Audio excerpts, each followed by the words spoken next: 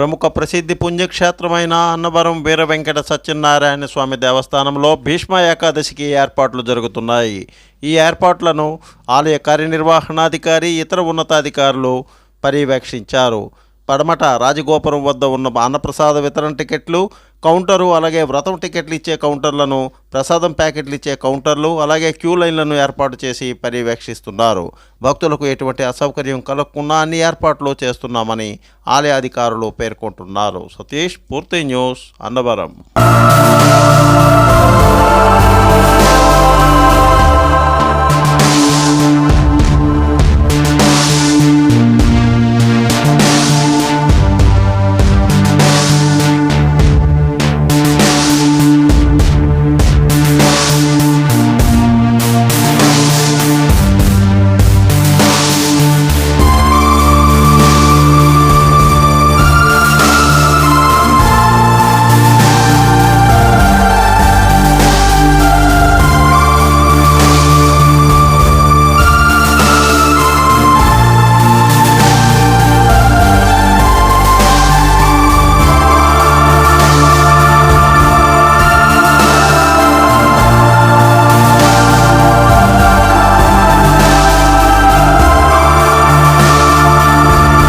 ప్రతి ఒక్కరూ ఆరోగ్యంగా జీవించడానికి పర్యావరణాన్ని కాపాడండి సిమ్స్ సంస్థ ప్రిన్సిపాల్ లారెన్స్ కోరారు.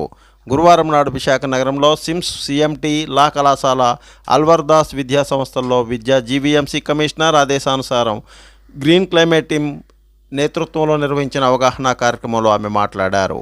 త్రాగే నీరు, భుజించే ఆహారము, జీవిస్తున్న భూమి, నదులు, చెరువులు సుస్థిరంగా ఆరోగ్యకరంగా ఉండాలని కోరారు. వీటిని కాపాడుకోకపోతే మన తర్వాత తరం భవిష్యత్తుకు లేదని అన్నారు. స్ఫూర్తి న్యూస్, ధనంజయ్ కుమార్, విశాఖ. పేరు రామదివ్య, నేను సిమ్స్ కాలేజ్ లో చదువుతున్నాను. ప్రకృతి ఆధారంగా పంటల్ని పండిద్దాం, ప్రకృతి ఆధారంగా పండిన పంటలే భుజిద్దాం, మన ఇంటి వద్దే కూరగాయలు పండించుకుందాం.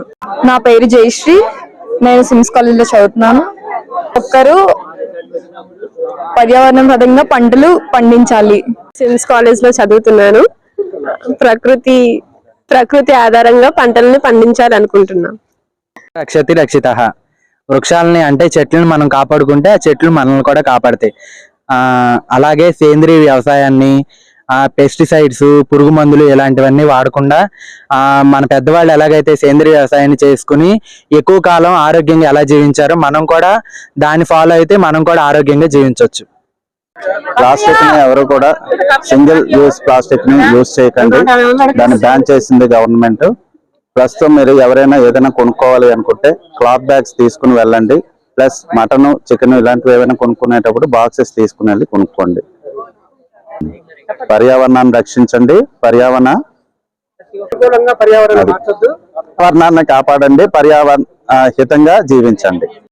నేను అల్వర్దాస్ గ్రూప్ లో ప్రిన్సిపల్ గా పనిచేస్తున్నాను సిమ్స్ కాలేజ్ లో. ఈ మధ్యకాలంలో మాకు ఒక 12 acres ఆఫ్ ల్యాండ్ ఇక్కడ ఉండింది. గ్రీన్ లష్ గా మొత్తం చుట్టూతా అన్ని చెట్లు, దాన్ని తగినటువంటి ఏర్పాట్లన్నీ మేనేజ్మెంట్ తీసుకుంది. 40 years చెట్లు కూడా మా దాంట్లో ఉన్నాయి. అందులో ముఖ్యంగా వేప చెట్లు ఉన్నాయి, నేరేడు చెట్లు ఉన్నాయి, అండ్ మెడిసినల్ ప్లాంట్స్ కూడా ఉన్నాయి. సో మేమంతా మంచి గాలిని పీల్చుకుంటూ అంతా ఆరోగ్యంగా ఉన్నాం. అండ్ ఈ ఇయర్ నుండి మేము ఒక ఇది తీసుకున్నాం.